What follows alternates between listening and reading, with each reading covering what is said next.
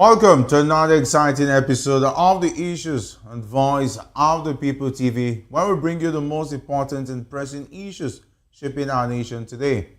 I am your host, Jerry Arpelon.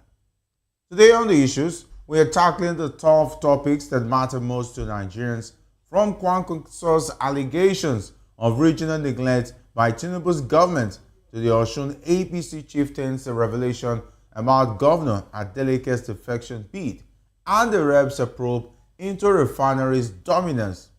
We'll dive into it all. Let's get straight to the point on the top stories today.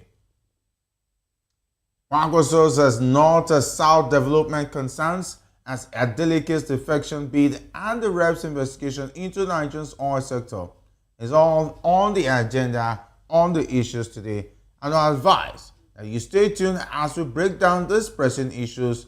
After this short break, we'll dig deeper into these topics some more. Don't go away.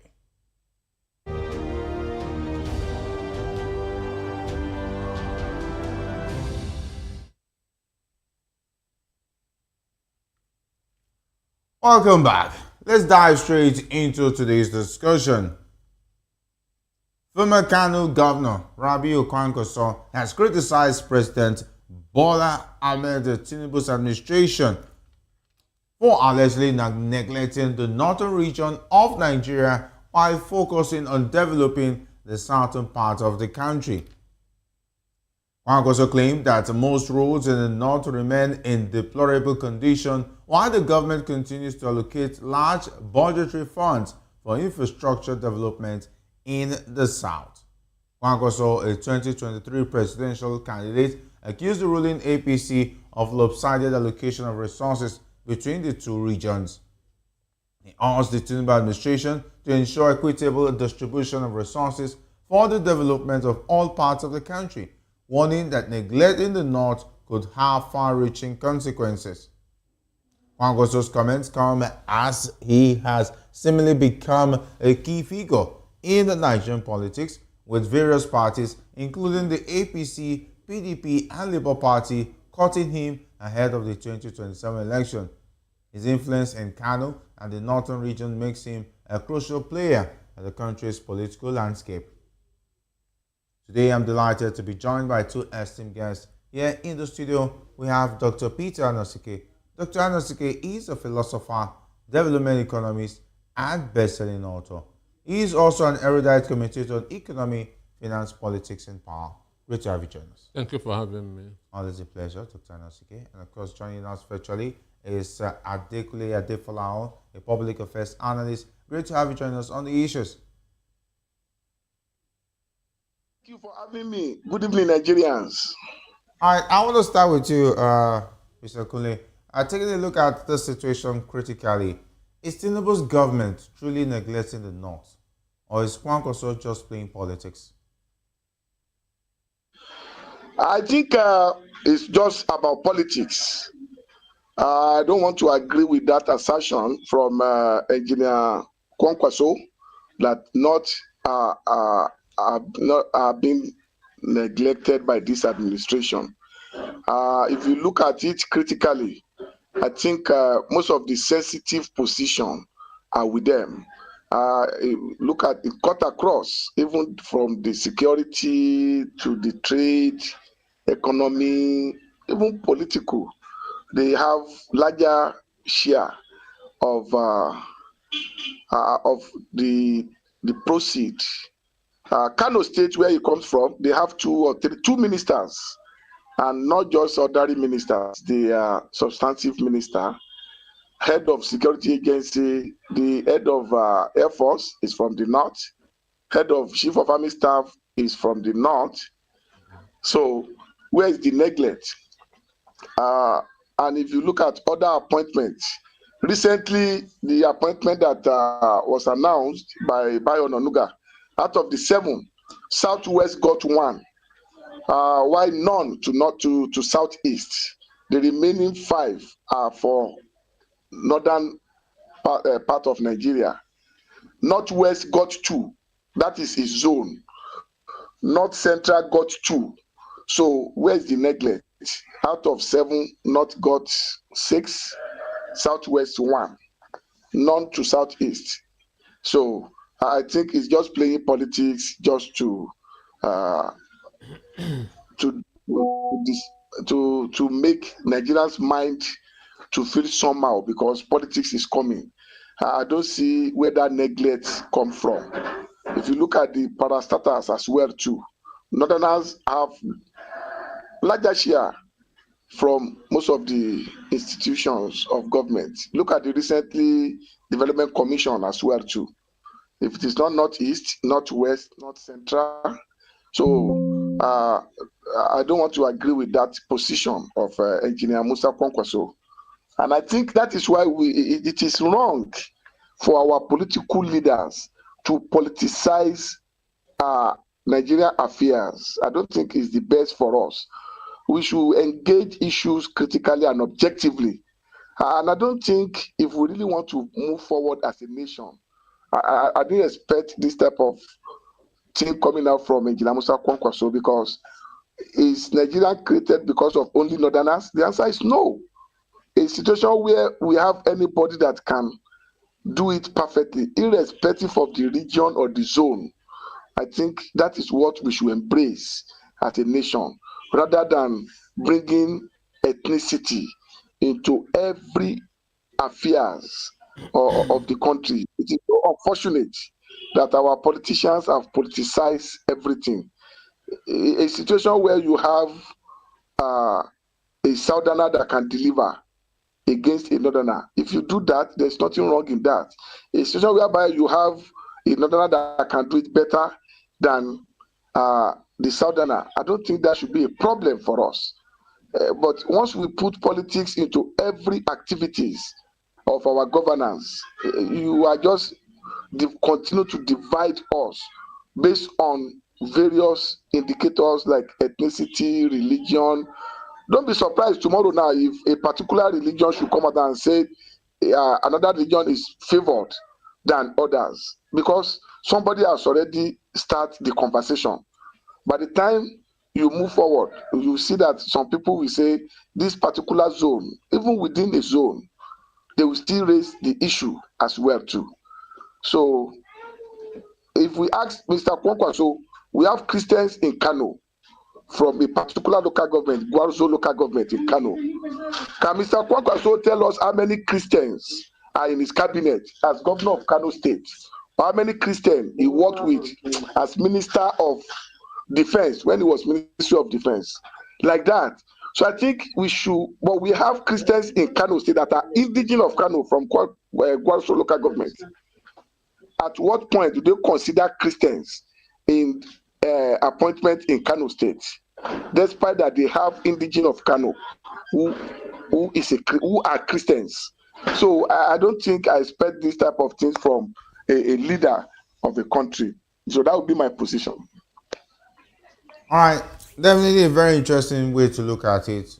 Why does it look like there's suddenly a bad blood between the president and Kwankwaso? Because just some few weeks away, we saw him having a meeting with the president, and they already talked that he might be the vice presidential candidate that Tinubu is looking forward to naming to replace Shetima. Is it that that relationship has turned sour just immediately, and it looks like Kwankwaso has now found his voice as an activist or an opposition leader? This is not many weeks. It was just it's not up to a week that we heard that Tinubu and Kwankwaso held a secret meeting in Aso Rock, and Kwankwaso said that he may likely work with Tinubu. Understand me? This is not up to a week, so I'm surprised hearing this. I'm surprised hearing this. And if this is just 2 years into Tinubu's administration, if Buhari has built roads, I don't think if that road would have spoiled within just 2 years. So since it is talking about infrastructure, it means that Buhari did not develop infrastructure, because there's no way a road would just get bad within 2 years, because north is a dry area. So roads stay longer in the north than in the south. Understand? And it is cheaper to build roads in the north than in the south. So if Buhari really built roads, there's no way it would have gotten bad within just 2 years of Buhari's 8 years in office. So it means that Buhari did not develop infrastructure. That's number one. Then talking about the lopsided appointment or whatever, I just want to correct one thing. The chief of army staff come from the southwest, not from the north. But I also want to appreciate Kunde for being able to state that it is the southeast that is being marginalized. Understand? Because he read out a figure of a recent appointment, understand, where the north got 6 and the southwest got 1, and none from the southeast. So he also mentioned that Kano State has 2 substantial ministers. Kano State has 2 substantial ministers. Southeast as a whole has just 1, Dave Omahi. Understand? So when the Southeast is crying about marginalization and so on, and even self-determination, understand? It is not a joke or anything. It is a reality. It is a reality. So Kwankwaso is just being economical with the truth. And I hate this mentality that it is only the North that can do it right. I remember what he said about MP2B in 2023. At the end of the day, what happened? So this born to rule or Nigeria belongs to you people. For me, I hate it. These guys has produced more heads of government than the people in the South. Even though they are good at election, but they're not good at developments. Because they produce more heads of government. It is because of them that Nigeria is rated as the poverty capital of the world, not the South. So what are they doing with their years of dominance in the political space? So they are their own problems. Okay, so you say that the Northern leaders should not blame any government? They are their problems. Okay. Anyway, let me go to Kule there. Why has Northern infrastructure, especially roads, remained underdeveloped for so long? Because Dr. Anosike has just pointed out that the Northern leaders should be held responsible why their infrastructure and especially roads should remain underdeveloped for so long. At least they had Buhari for 8 years, and they've had successful leaders from the North. I disagree. If you look at the infrastructures in terms of road, I think North even benefited more than any zone in Nigeria. And I give you 2 or 3 clear examples. The Abuja, Kaduna, Kano Expressway was awarded to Julius Berger. And Julius Berger concentrated from Niger State, from Madala, the boundary of FCT, and Niger State, and they did a good job up to part of Kaduna State, and also continue from there, and took it up to Zaria, and from Zaria to Kano, and abandoned the Niger and FCT component of that project. Not until recently, when that contract was revoked from Julius Berger, and it was awarded to Mushroom Contractor. that doesn't have record. That is one. Two, under Buhari administration in 2022, around July, August, Abuja Kefi Akwanga Lafia Road was awarded through public-private partnership (PPP) with a Chinese company. That road was completed under Fashola. That road has been told now. If you are traveling to Jos now or to Lafia or Makodi, you will pay toll gate 2 times from the Nasarawa axis. You will pay at Garaku. You will pay 300 naira at Garaku. You will pay another 300 naira at Akwanga exit as you are approaching Lafia. That road is over 160 kilometers. That is another one. If you go to Kano, Potiskum, Damaturu, Meduguri Road, that Tata and Sawo did a wonderful job there. I don't know where we thought Northerners are being sidelined in terms of infrastructure. That is for road alone. Now, look at other infrastructure. Federal University of Transport was taken to Daura in Katsina State. If you go to Birnin Kebbi Road now, Hargungu, Birnin Kebbi, Yawuri, that road was constructed by Buhari administration for that 8 years. So if you say infrastructure-wise, they also benefited from the project. So, and like I said, that I don't want to agree with Mr. Kwankwaso saying Northerners have been neglected. Look at the National Assembly. The Speaker of the House is from Kaduna State, which is Northwest. The Deputy Senate President is from Kano State, which is also Northwest. So who is benefiting in this administration, if not the Northerners? Very unfortunate our politicians have turned Nigerians to fool. They believe if they come out, anything they say, we can't interrogate it.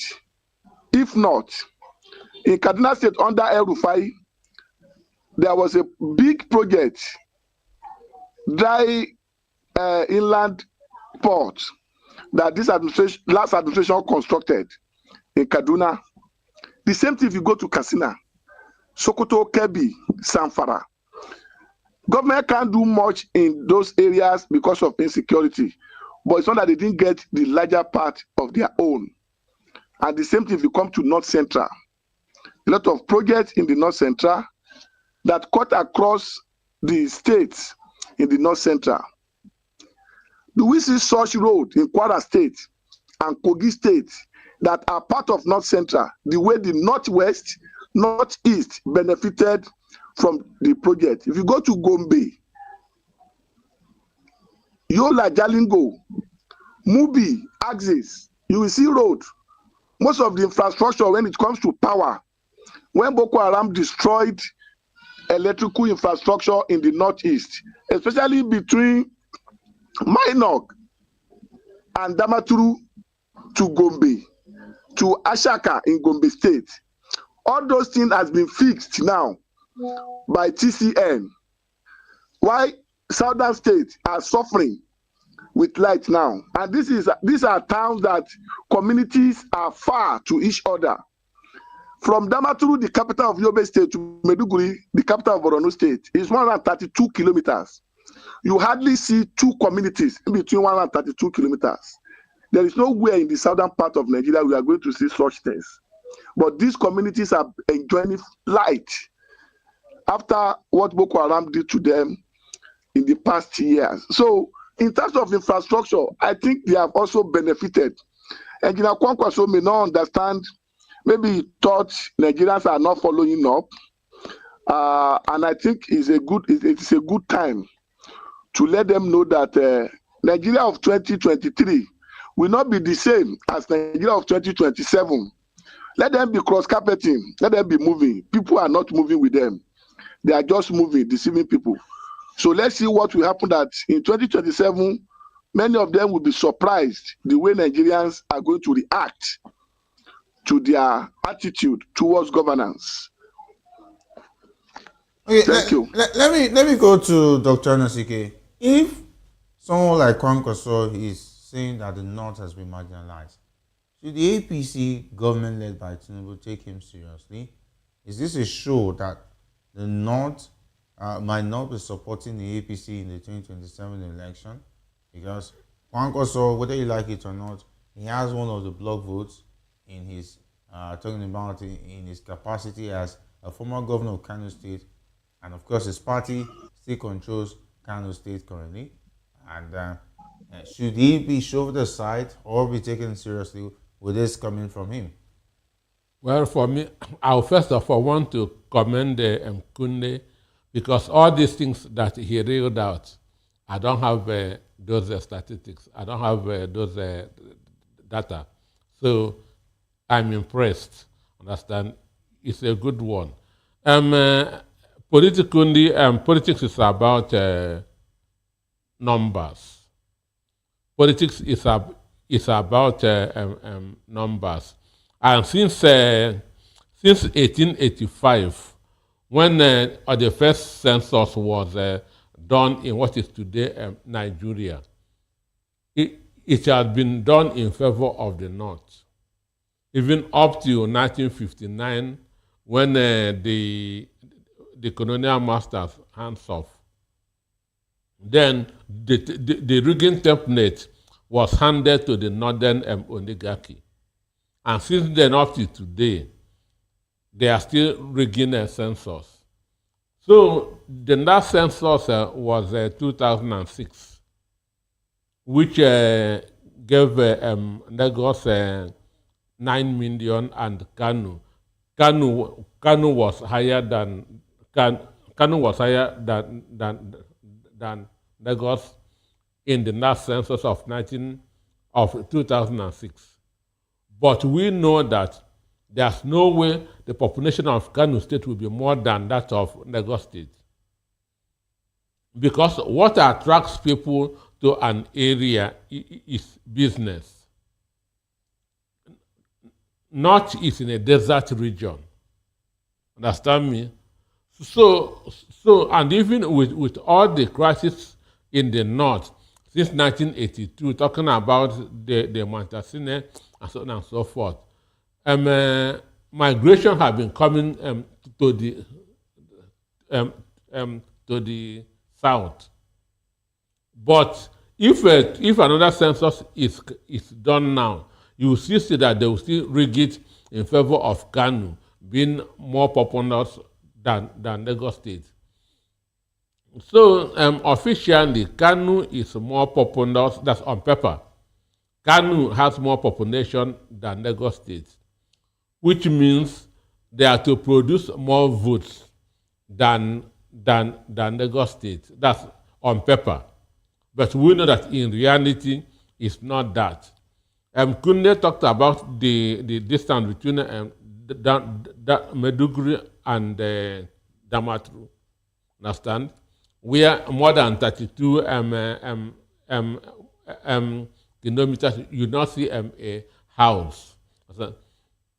I have said it on this program. One day I was in a coastal boat with Motana Nyako, the governor of Adamawa State. We were going to a local government that's either Fufure, one of the oldest local government in Gongona State then, which is now in Adamawa State. It's about 2 hours. We were running for more than 2 hours. I didn't see any house, no settlement. I said, "Excuse me, sir. I heard that the north is more populous than the south, but we have run for more than 2 hours. I did not see any house. Where is the population?" The governor said, "Now so I hear." That was what Motana Nyako said. "Now so I hear." Understand? Which means, as I heard it, that is the way he heard it. So why Kanu is making noise, talking as if Nigeria belongs to them, is that they have the numbers. And in anything, in sports, in politics, in anything, the people with the numbers wins. Understand me? So that's maybe some people have called Kwankwaso and told him, look, where you are going is not the popular view in the north. Understand me? So you mean that he might have changed his mind Because from being the vice presidential candidate to Tinubu? last week he was saying that he may work with Tinubu. Last week, we saw his picture with Tinubu in front of Aso Rock, understand? And he told the pressmen, the State House media, that he may likely work with Tinubu. So what happened within just these 5 days, him now criticizing Tinubu's government, saying that he neglected the North. Maybe some people must have called him and say, this is not a popular view. Understand me? But in their heart of hearts, they know that they know that they are eating from the south. Okay. In their heart of heart, they know that they are eating from the south. That's what led to this 13% derivation under Ibrahim and Babangida, because the goose that is laying the golden egg, being the Niger Delta, the oil states, are not benefiting anything. It's their money that is being carried to the north for infrastructure. Understand? Yes. And I have heard one influential person from the north saying that they own the oil in Niger Delta. So for me, I don't know what must have made Kwankwaso that to begin to criticize the Tinubu's government. Why we heard that it was because of him that Ganduje was forced out of the national chairmanship of APC. And I know that Kanu is the biggest swing state in Nigeria when you talk of presidential election. So that's why people are interested in him and his Kwankwasia movement. So I feel that some people are talking to him. All right, let me take this to Colin before we leave this conversation. Could this perceived neglect cost APC not support in the next election?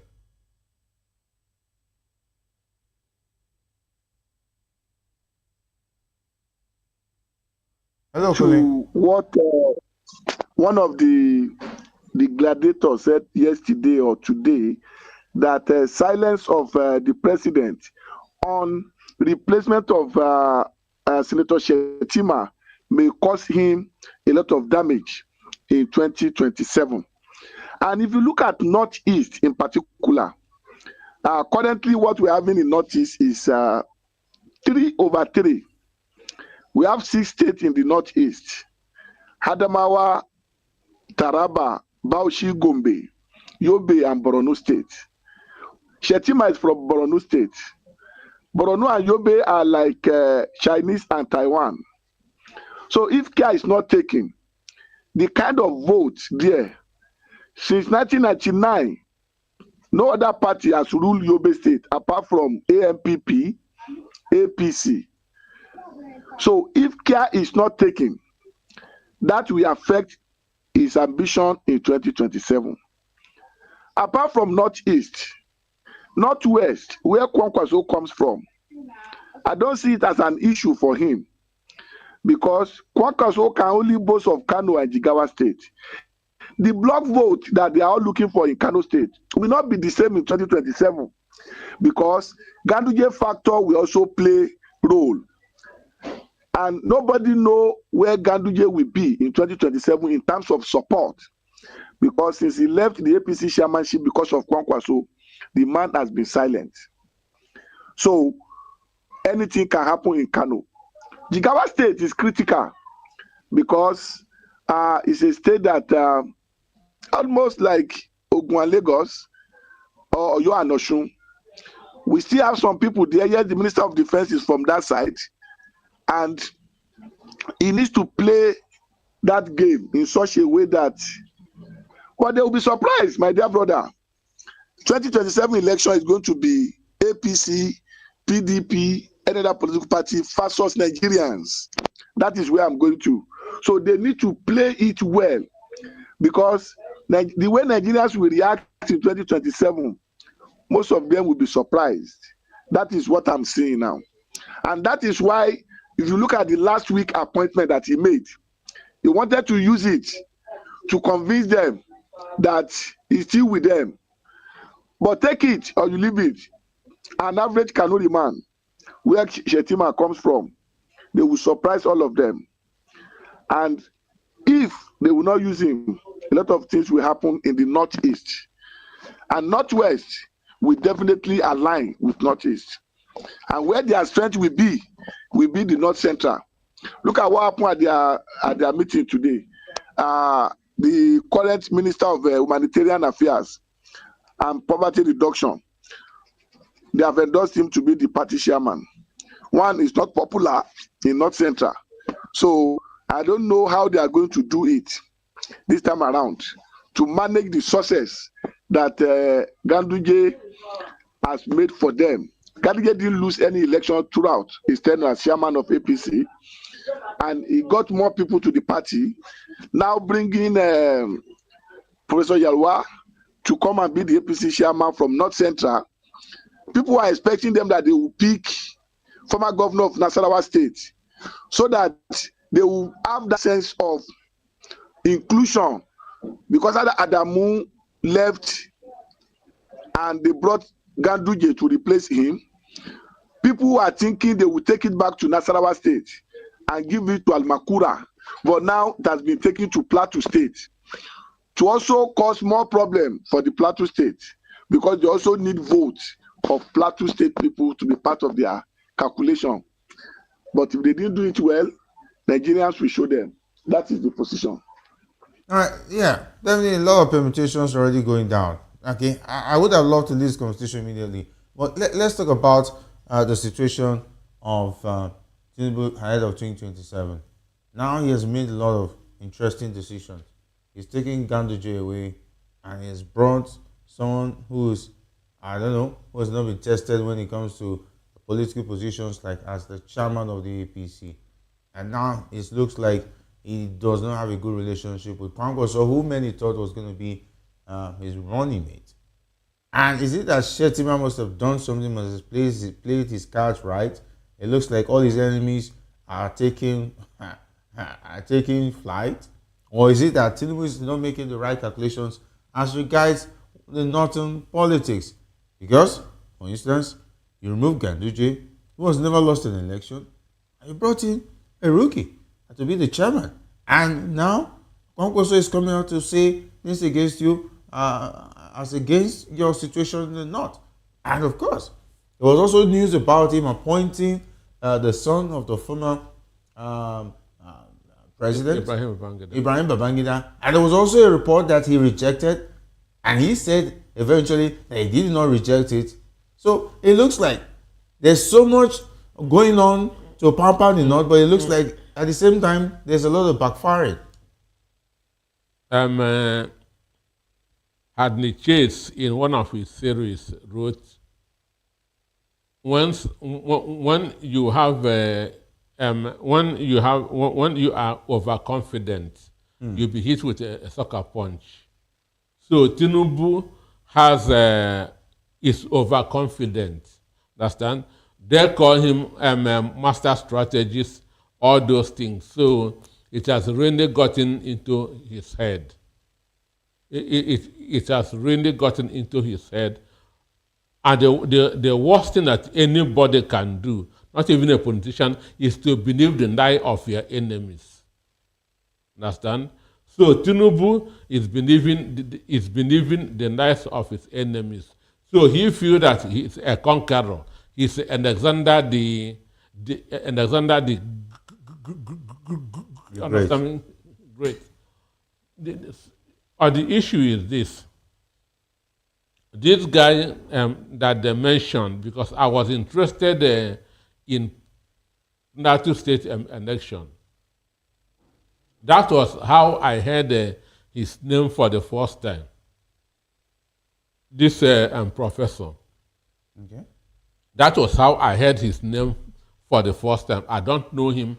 I don't know his capacity. Yeah. And I know that he contested for the governorship in 2023 under APC and failed. So they have to compensate him by appointing him a minister. Understand? And up to now, I cannot pinpoint one thing that he achieved as a minister of humanitarian affairs. So he is one of those ministers that I don't know their names. So that shows you how unpopular that he has been.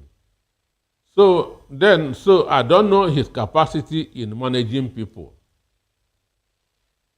I don't know his capacity for managing people, but one of the things that you see when a shoe shiner or an unknown quantity is appointed into an office, other people will not be respecting him. You know, Kwankwaso, Ganduje being a governor of Kano State, which on paper is the most populous state, gives you a kind of privilege, big name.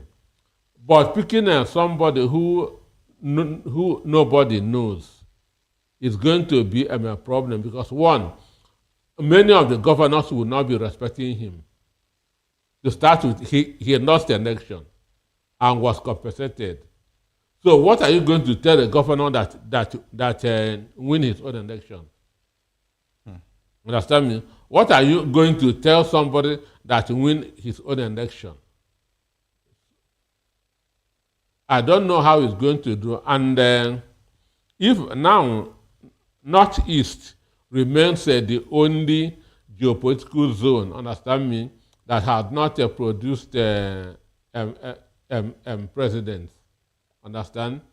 So, and the game was that somebody from the Northeast, maybe Shetima or Nuhu or the Badu, will succeed Tinubu.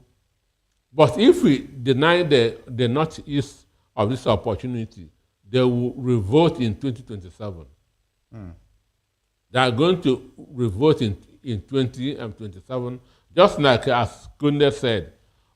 That's in the northwest. APC is just 50-50. Understand me? Obasani is popular, El-Rufai is popular in Kaduna. Understand me? Yeah. El-Rufai has his own men in Kaduna in particular and in the north as a whole. So, and in Kano State, Ganduje is popular, Kwankwaso is popular. Mind you, Ganduje was a deputy to Kwankwaso. So he has his own group. Kwankwaso has his own group too. So there's no state in the south, in the northwest that the PDP, APC can say will take 100%. So for me, 2027 will be keenly contested. 2027 will be keenly contested, and that takes us to Osun State politics, where the state governor Ademola Adeleke's alleged attempt to defect to the All Progressive Congress was rejected by the party's leadership, according to APC chieftain Jamiu Olawumi. Olawumi claimed that Adeleke had lobbied to join the APC from the People's Democratic Party, but was rebuffed due to findings that showed he had lost the trust of civil servants in the state. Olawumi also stated that even if Adeleke were to defect, he could not be the leader of the APC in Osun State, as the party's leader is Chief PC Akonde. Olawumi also criticized the lawmakers who recently defected to the APC, saying they abandoned the PDP because they did not want to be part of a mess. Adeleke had earlier endorsed President Bola Tinubu for re-election in 2027 and was endorsed by the Osun PDP for a second term in 2026. The governor had paid a private visit to President Tinubu at his Ikoyi residence in June 2025, sparking speculation about his political future. Let me take this down to you, Kone. If someone in the APC is already challenging Adeleke that he cannot join the party, he cannot be the leader, BC Akonde is already leader, quite understandable. Should he be making this comment for somebody who is already openly endorsed their president, who is the incumbent, talking about President Bola Ahmed Tinubu just some days away. Does it show that there is still dissatisfaction here from the APC, or would I say there's no uniformity in policy and direction? Because if he says he has endorsed the president, it shows that maybe the president has spoken to him and they're in line. And now coming from the state chapter to say that he trying to make him look bad, does it show that maybe Adeleke did not get his calculation right before openly coming out to endorse the president?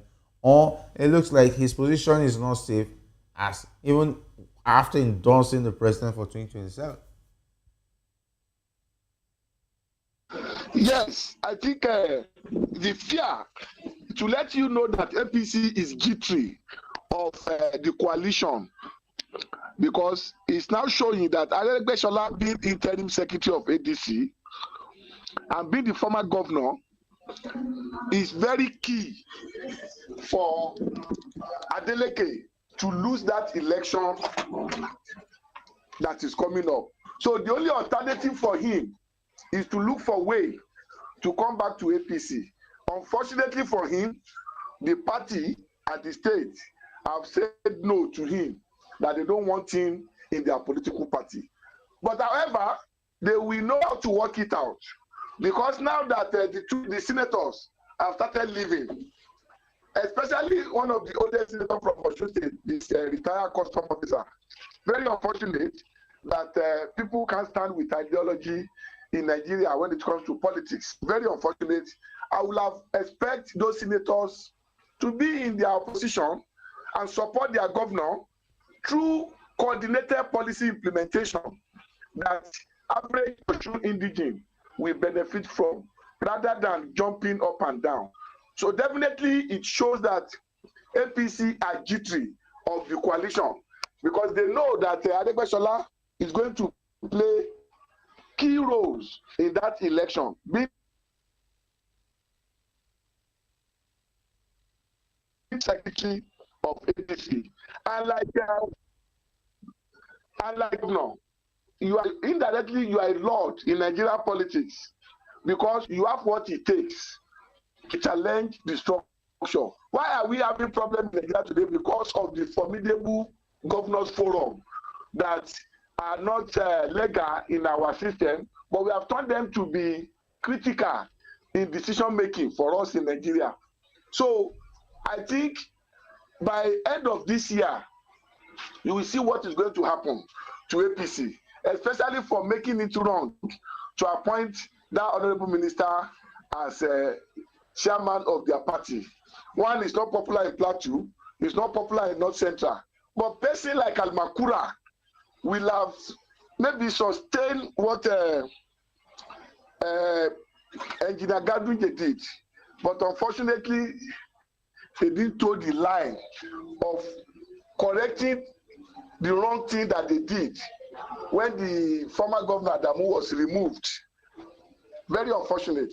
So now that they've taken it back to North Central, fine, but why not the state where the former chairman resigned from? So, but what is matter as far as I'm concerned is 2027 or any other election that we have, whether off-cycle election or what have you, Nigerians are voting against any party that is not ready to align with development in Nigeria. That is it. All right, let me take this to Dr. Anoske so that we can wrap this up. What does it make of Adeleke's situation? Because if the state chapter is still against him in spite of openly endorsing the president, what does that say? Does it look like it was a wrong calculated move? He did not do his due diligence of getting his act right at home before openly endorsing the president? Or is it that the state chapter is independently acting from the president's own stance on whether accepting his endorsement or not? Well, for me, Adeleke wasn't very strategic. Adeleke wasn't very strategic. My mind is telling me that he wanted to. He's afraid that Oyetunju or whatever is his name, that the former governor, the guy that he defeated could be the APC governorship candidate, and who is that's a relation of the president, a cousin of the president. Understand? So, and if that happens, the president may back him, may back his cousin. So now him getting into APC will stop the former governor, who is a minister now. Okay. So, but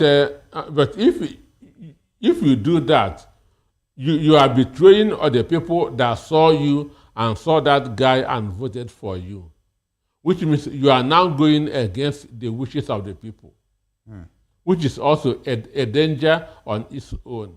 Now, when all the senators and other members of PDP saw you making move to join APC, they also, understand, Yes. decided to move. Understand me? Now they have moved and you couldn't go. Understand? So this is also a problem on his own side. So for me, him, and as I said yesterday, he lost my respect by endorsing Tinubu in public. But I know that he did it in a way to save his own second term. Because there's nothing democratic in APC. Understand? He doesn't want what happened to Asu Igadondo that to happen to him.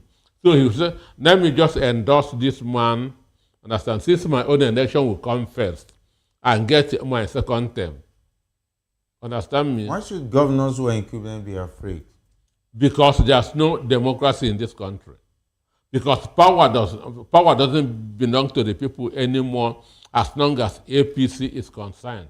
So that's why most of these first-time governors are camping to APC, so that the election will not be rigged. Because as I told you, PDP never won Edo State.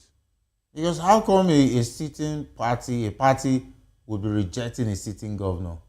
He doesn't speak well. For me, I don't know really if he was rejected. Because coming from APC, an APC chieftain, it's like Ocean politics is different from what we saw in Delta State. I don't know if because one, the most vulnerable currency in the world is value. As a sitting governor, he's bringing value to APC. He's bringing money and other and state resources structure. Yes. So I don't know how he will be rejected. All right. I want to thank you very much, Dr. Anosike. And of course, thank you very much, Colin Adefulayo, for being a part of the show. It's been awesome having your insights on the issues. Thank you for having me. All right. Have a good one. Thank you, Dr. Anosike. Thank you so much. All right. So that's all for today's episode of The Issues, from Kwankwaso's allegations against Tinubu's government to the Osun APC chieftain's comment on Governor Adeleke and the Reps probe into the oil sector. We've covered the key stories that are shaping our nation. Thanks for joining us. Don't forget to tune in tomorrow for more in-depth analysis and updates on the issues that matter. Until then, stay informed, stay engaged. See you tomorrow on The Issues. I am Jerry Appiah.